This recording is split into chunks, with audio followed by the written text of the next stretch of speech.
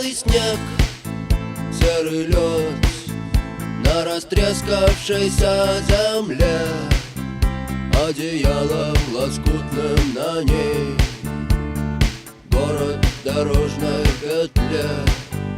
А над городом плывут облака, закрывая небесный свет.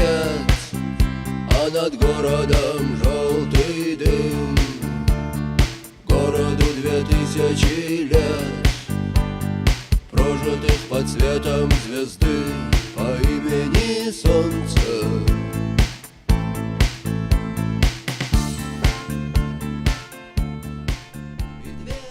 Ladies and gentlemen, welcome to Glass Gekko. I'm your host, Glass Gekko, or as they say in Russian.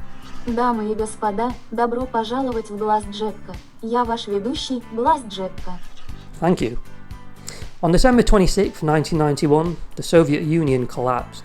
There are many reasons as to why the Soviet Union finally fell, but today I want to look at the cultural effects of Soviet and Western music and why exactly this was so important to its eventual demise. I've seen videos out there going into depth on Soviet music itself, but I wanted to look more specifically at the impacts of the music and why the messages were so effective. Funnily enough, some of my videos have actually been blocked in both Russia and Belarus for no other reason than the music I've used, music which is relevant to today's topic. Last week I uploaded a video discussing the effects of anti-war songs. For some cheap marketing, I made a YouTube short compiling some anti-war songs, and well, I really didn't expect much to come from it. However, someone left this comment. Before looking into it, I thought immediately it was some kind of tortured Russian philosopher being quoted, and it turns out, yes, that's pretty much the case. The lyrics from Kino to a song released under Soviet rule and harshly outlining the grim reality of the situation, very poetically and very Russianly, if that's a word. This is what really inspired me to look into this angle. I want to answer the question, to what extent was Western and Soviet music responsible for the collapse of the Soviet Union? So let's jump into our first section, looking at the beginnings of how Western music crept its way into the Union and why it matters in the first place. Before I do this, I just wanted to give a big thank you for the last week. For whatever reason, YouTube decided to actually push my last video into the algorithm, and I received a lot of kind comments as well as thought-provoking replies. So I thought it'd be remiss of me not to thank all the people who engaged with my last video, and of course, I'd greatly appreciate it if you would subscribe if you haven't already, especially if you enjoy this sort of content. But let's for now jump into section 1.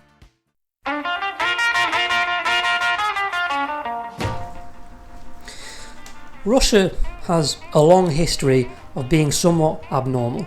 A country that seemed to both enjoy mimicking Western European progression while simultaneously holding onto its feudal design fundamentally. By sheer size and determination, Russia has always been a big player in the European political game. The Russian Empire performed horribly during World War I, and revolution interrupted the war effort. During the October Revolution, Russia finally became the world's first communist state. After brief periods of civil war and unbelievable amounts of instability, Soviet Russia essentially became the Soviet Union in 1922. Not much happened, as far as we're concerned anyway, until the Soviet Union showed with brutal retaliation their military power, which led to an effective subjugation of many Eastern European countries. These are known as Soviet satellite states. This is really where our musical story begins. You see, the fundamental reason as to why Western music and how it influenced later Soviet artists was so important was because Western music generally celebrated the idea of individualism and freedom, if not in lyrics, then at least in image or by association. Despite what you may think of a communist utopia, this was unfortunately not the reality for the people in Russia nor the satellite states. Suppression of their individual desires was enacted on a large scale, and political freedom became a mythology. It's here the foundational idea of allowing art and culture to celebrate individualism and freedom becomes a taboo. So, when did this really begin? Well, earlier than you might imagine. During the end of World War II, when soldiers from different cultures were exposed to each other, music and culture was exchanged too. A lot of American jazz and swing began circulating amongst Soviet troops. However, this music arguably isn't so relevant to the point, as its musical message is not really one of individualism, nor was it so different to Soviet music at the time. The dissatisfaction from the authority was more its association with their Western friends than it was the message of the music itself. So we have to jump to the 50s. It's here mainly after the death of Stalin where censorship was reduced by approximately this much. A group known as the Stylish, or the Stilyagi as they're called in Russian, hit the scene. Jazz began the movement, but rock and roll began to define a more rebellious meaning to the musical revolution. Both jazz and rock and roll were illegal. Well, Western jazz and rock and roll were illegal. Of course, the state-sanctioned musicians, commonly known as VIAs, were allowed to perform. Soviet citizens went out of their way to tune into foreign radio broadcasts, and mass vinyl smuggling became a trade. Interestingly, America and the West sanctioned Western music and uncensored news purposefully on the eastern border for intended instability. Just a reminder of how powerful music can be politically. I'm sure many of you are watching it, itching for me to mention the infamous Soviet bone music, a method of pressing music onto discarded hospital X-ray films for homemade vinyl records, many of which still had the visible exposure of the skeleton present as well. Elvis, Chuck Berry, Little Richard, these are some big brand names that the young Stilyagi were rocking out to, but these messages were not nearly individual enough to spark revolution. The Soviet authority still had an iron grip on its people, and as tame as the Stilyagi were, mass arrests were still made. But now we're really going to kick things into gear.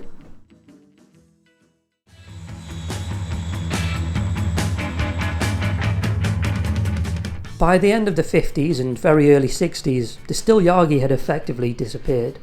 Too weak a force of cultural change, they also didn't have a strong foundation of music to build up a real culture of revolution yet. Well, things started to change in the 60s.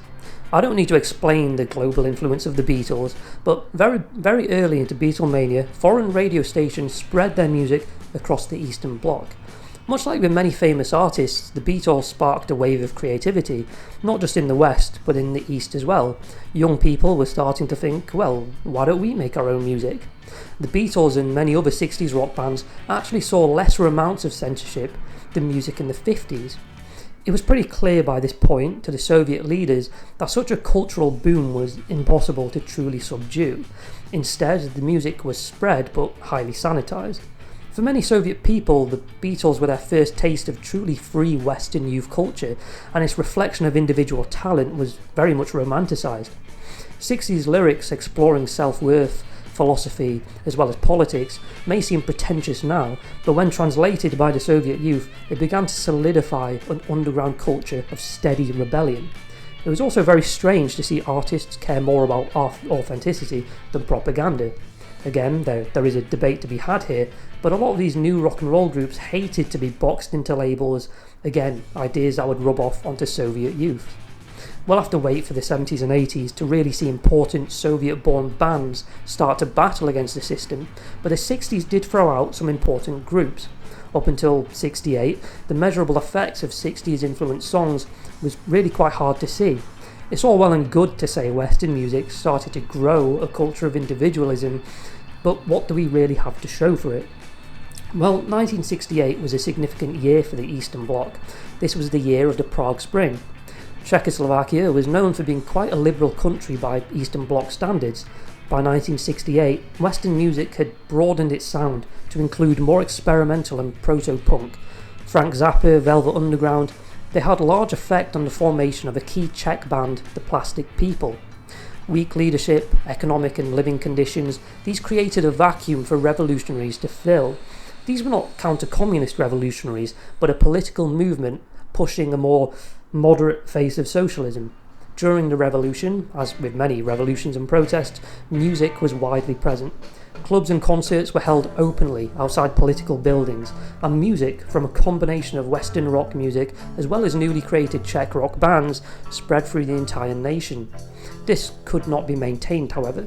Warsaw Pact troops marched into the country and crushed the uprising, but this brief taste of freedom solidified for many a moral foundation to carry on the struggle. Despite Soviet efforts to repress and punish musicians who had gained influence, all it really did was create a more determined underground culture. Unlike the Hungarian uprising over a decade prior, there was a clear presence of Western music. From now on, music was only going to get more dirty, defiant, rather depressing from now on.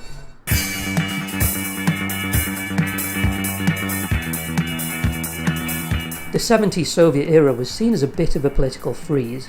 Well, unless you mention Afghanistan, don't mention Afghanistan. It was an era of general economic stagnation and a slight alleviation of hostile attitude towards the West. However, whilst the authorities were playing political chess, the people were playing cultural checkers, if that makes any sense. You see, by the time the 60s swung to the 70s, people had now gotten used to Western rock and roll. The governments in the Eastern Bloc, well, they could do very little to ban or completely censor Western music on such a large scale. Bob Dylan and the Rolling Stones were no longer shocking. People longed for more rebellious music, and it was more rebellious music they would get. The crushing of the Prague Spring had taught people not to stop their desire for freedom, but simply to hide it. The 70s culturally may have even looked quite stable across the communist empire, as people had learned to take their grievances underground. This lack of action allowed the people to enjoy their scenes and allow the cultures to spread widely, until what was defined as radical and acceptable slowly started to shift. This laid the groundworks for the 80s, which, as I'm sure you'll know, is when everything really kicks off. The rise of local rock scenes may have begun in the 60s, but the 70s is when the scenes started to really gain traction. Major hotspots of Soviet power became a breeding ground for rebellious Soviet youth culture. Leningrad, Warsaw, Prague again, and interestingly East Berlin became major hubs of regionalised proto-punk, electronic and hard rock music.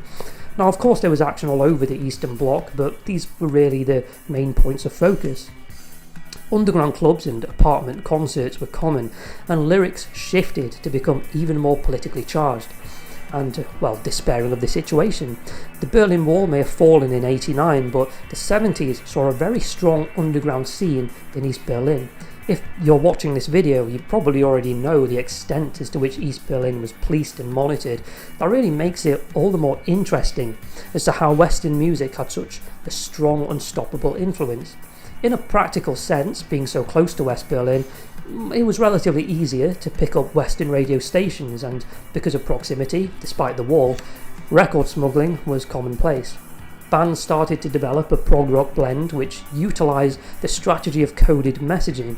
Their music was sanitary enough to be state approved, but coded in a way that still sowed rebellious idea. This kind of technique was pretty commonplace amongst the Soviet sphere, a clever way of subtly spreading discontent uninterrupted. Kraftwerk and the electronic scene developed a distinct and honestly quite impressive techno-rock progression amongst East German bands. David Bowie's flamboyant pop-rock influence struck music as well as striking the fashion scene in the satellite states. The Sex Pistols and the Clash had reached Eastern Europe, and the Soviet youth were more than happy to share their views on authority. Although some Western artists, particularly Boney M, were able to play for the first time in the USSR, the rules and censorship guidelines still seemed to be quite strict.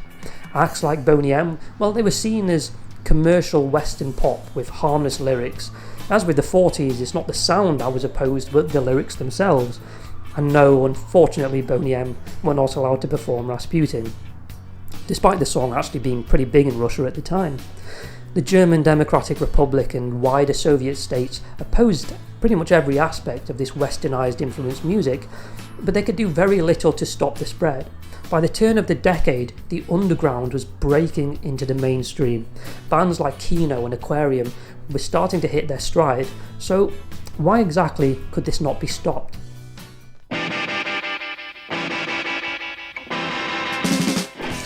Now, up to this point, the Soviet authorities saw Western-influenced music as subversive, potentially dangerous to their regime. They thought this because it was true. So the media and police heavily monitored and controlled the scene. The KGB kept tabs on well-known musicians, and these apartment clubs were monitored. Phones were tapped, files were created. We all know how the KGB operated. State-sanctioned record labels such as Melodia banned all Western-influenced rock, and being in possession of anything Western or punk, would probably land you a fine or even prison time. In order for bands to perform live at open venues, permits were needed, and you guessed it, these were almost never granted to westernised bands. The police would regularly raid concerts, arrest organisers, and confiscate equipment.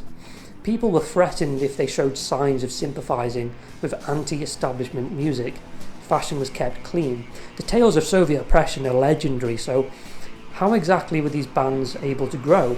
Well, it turns out tape-sharing networks and private apartment concerts are really quite hard to track before the age of the digital footprints. It may have been authoritarian, but this cartoonish image of the KGB kicking down doors and raiding every home across the bloc is just false. If you knew how to keep your mouth shut, it was almost impossible for authorities to really locate bootleg tape producers in their Soviet-style apartments. Not only this, but as we see with the lifting of restraints on Western music during the 60s and 70s, it was clear the music scenes were far too big to police effectively. I mean, what are they going to do? Have a KGB agent in every single apartment block? Well, yeah, probably, but music culture spread so undetectably in the form of secret tapes and word of mouth that in such a large scale it was extremely hard for the Soviets to police.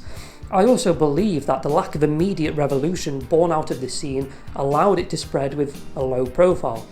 Despite the known risk of culture undermining Soviet authority, there simply wasn't enough of a direct noise for authorities to locate and stamp out. The youth, whether intentional or not, played their hand very patiently and hid the rising stars from the spotlight. It disallowed word of mouth to spread all across Eastern Europe. Not only this, but the Soviet Union in general was beginning to crack.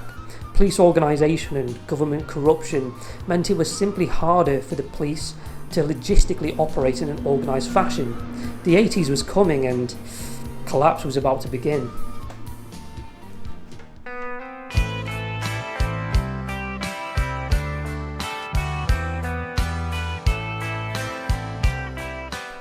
In March of 1980, the Tbilisi Rock Festival was held.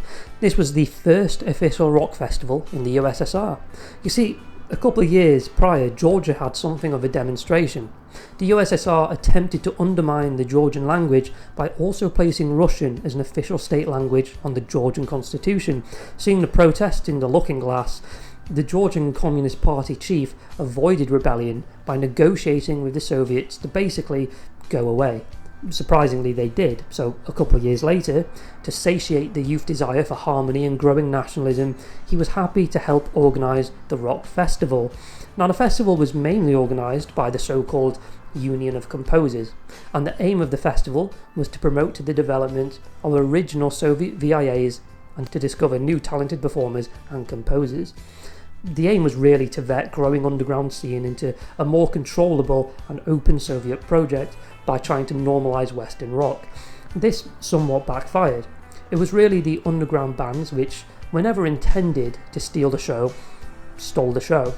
Although the festival didn't instantly spark a cultural revolution, it was essentially an acceptance from Soviet authority that Western music was now normalised. Perhaps restraints on local Soviet groups would be lifted. The festival opened the gates briefly and allowed bands to grow their influence. Aquarium, Kino, Zoo Park, Machina, and many others began to gain widespread attraction. More refined music production began, and even album covers were beginning to take shape. Despite the festival, however, the Union of Composers started to fear the growing and unvetted influence these bands were having. They outright banned the songs from the radios and record stores. Clubs were closed. Anyone who criticised the state with music was punished. However, by this point, the Soviet sphere, well, they had deeper problems to deal with. By this point, economic stagnation was unsustainable. The arms race with America was costing the state billions. Decades of occupation had left the Eastern Bloc with nationalist fervour, and the war in Afghanistan was turning into an outright disaster. The silence of the 70s was long gone. The USSR was on the brink of collapse.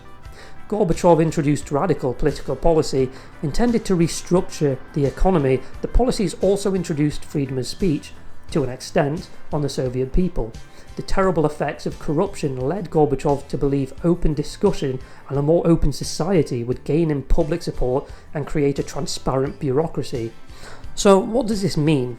Well, it meant censorship was heavily relaxed and music had really never been freer.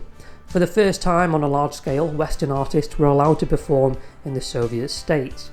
When letters of instruction were given to organise concerts and festivals, demanding that they keep in line with the wishes of the Union of Composers, these were blatantly ignored and no consequence was delivered.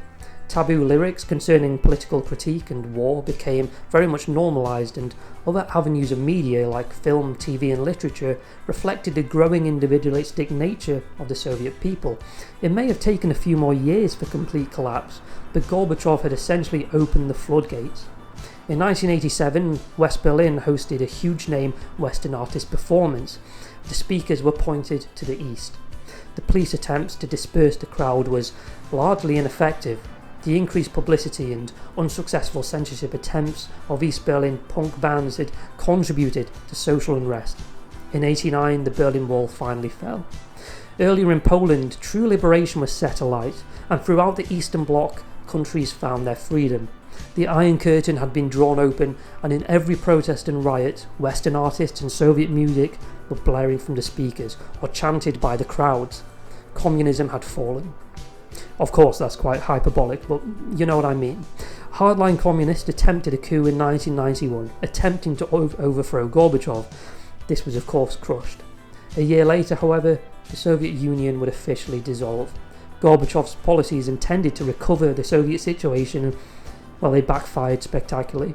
The decades of Soviet unrest burst at the seams as soon as the pressure was taken off, and by no small part was that the influence of Western music and the underground scenes of Soviet and Eastern Bloc musicians.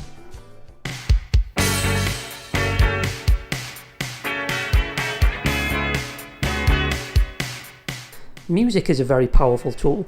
It's been present in plenty of major cultural and political events, and the communist collapse is really no different. However, despite everything we've been through, I still find myself a little frustrated because I'm finding it hard to really answer to what extent music was important. To what extent did Western music change the culture? To what extent was rock music responsible for the physical revolutions across the Soviet sphere? There's hardly a metric I can use. If you have thoughts, then I'd very much appreciate if you would put them in the comments below. I'd love to hear them, but I suppose I'll try and put my thoughts into words. I think when I look at the music scene, it's not the positive effect of the music which is important, but the negative effect of the communist authorities which is more telling.